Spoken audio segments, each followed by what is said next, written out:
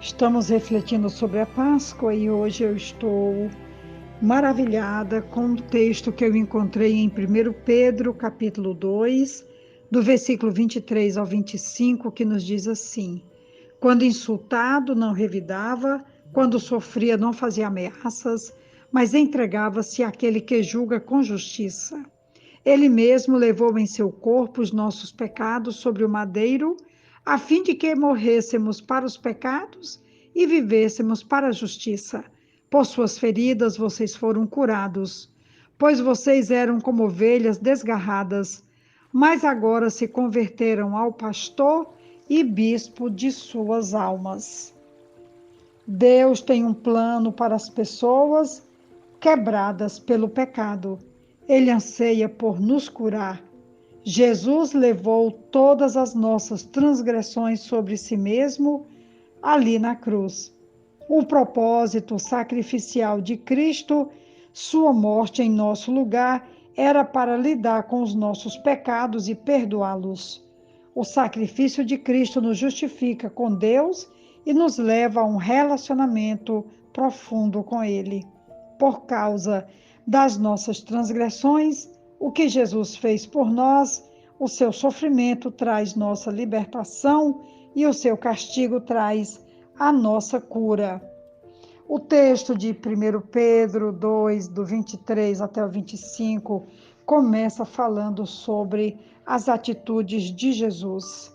Mostrava-se paciente ao ser provocado, quando ultrajado não revidava, quando criticado não retrucava e quando acusado não se defendia.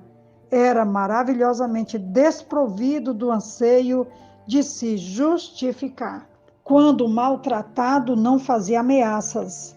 Nenhuma palavra indelicada de ameaça escapou da sua língua silenciosa. Seus acusadores talvez tenham interpretado o silêncio equivocadamente como sinal de fraqueza. No entanto, foi na verdade uma demonstração de força sobrenatural.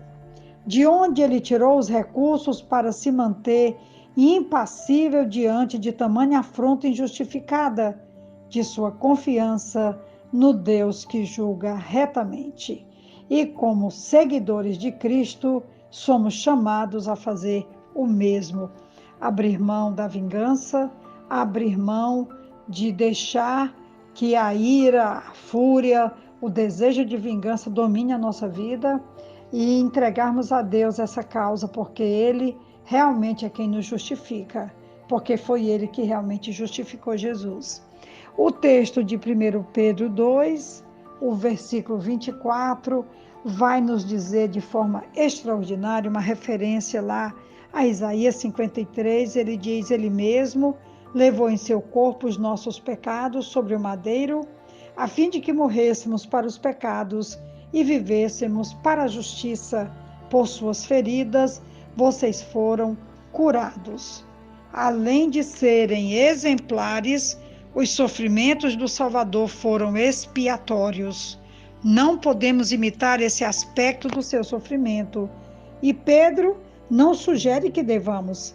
Antes, o argumento parece ser o seguinte: a agonia do Salvador não foi causada pelos seus pecados, pois ele não conheceu pecado. Foram nossos pecados que o cravaram na cruz.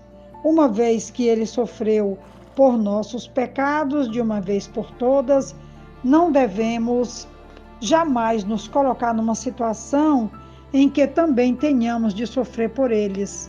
O fato de Cristo ter morrido por eles deve nos levar a morrer para eles. Não se trata apenas de deixar de praticar o mal, também precisamos viver para a justiça.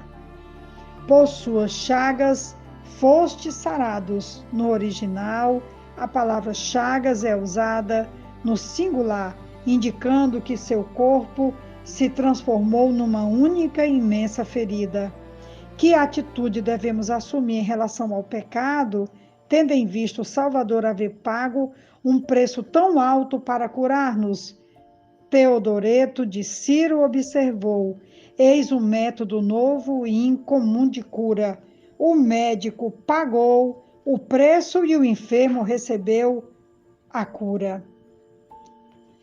É dessa forma que Jesus sara as nossas feridas, sara as nossas dores, sara os nossos traumas, e Ele troca a nossa vida carregada de peso, de sofrimento, por o seu fardo leve e suave, porque Ele nos convida a caminhar com Ele de forma maravilhosa. É o que o versículo 25 desse texto de Pedro vai nos dizer: pois vocês eram como ovelhas desgarradas, mas agora se converteram ao pastor e bispo das suas almas. Antes da conversão estávamos desgarrados, como ovelhas perdidas e gravemente feridas.